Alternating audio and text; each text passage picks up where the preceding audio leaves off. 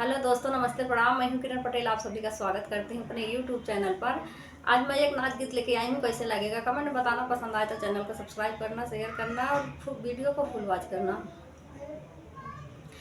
खाई पियवा कई कमाई तोड़ी लखाटिया, खाई पियवा कई कमाई तोड़ी लखाटिया, काहे फाटेला देवारवा तोहार छातिया, काहे फाटेला देवारवा तोहार छातिया। सासुरी सियाई है हमार काऊ करी है, सासुरी सियाई है हमार काऊ करी है।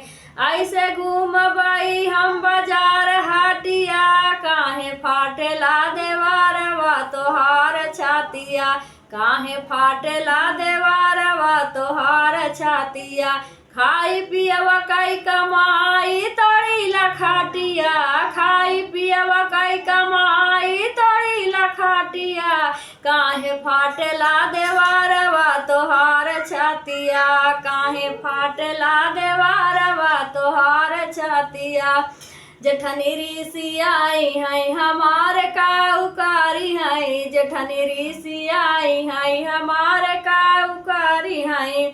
सोबई हम खाटिया लगाई ताकिया, ऐसे सोबई हम खाटिया लगाई ताकिया, काहे फाटेला देवारवा तोहार छातिया, काहे फाटेला देवारवा तोहार छातिया।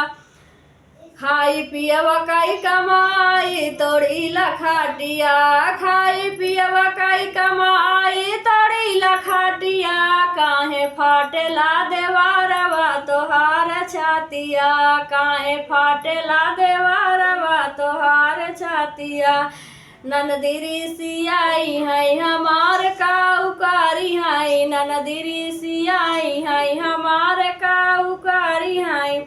उनके भेजबई ससुरवा बिना रे खाटिया, उनका भेजबई ससुरवा बिना रे खाटिया, काहे फाटेला देवारवा तोहार छातिया, काहे फाटेला देवारवा तोहार छातिया। खाई पियवा कई कमाई तोड़ी लखाटिया, खाई पियवा कई कमाई तोड़ी लखाटिया, काहे फाटेला देवारवा तोहार छातिया, काहे फाटेला देवारवा तोहार छातिया।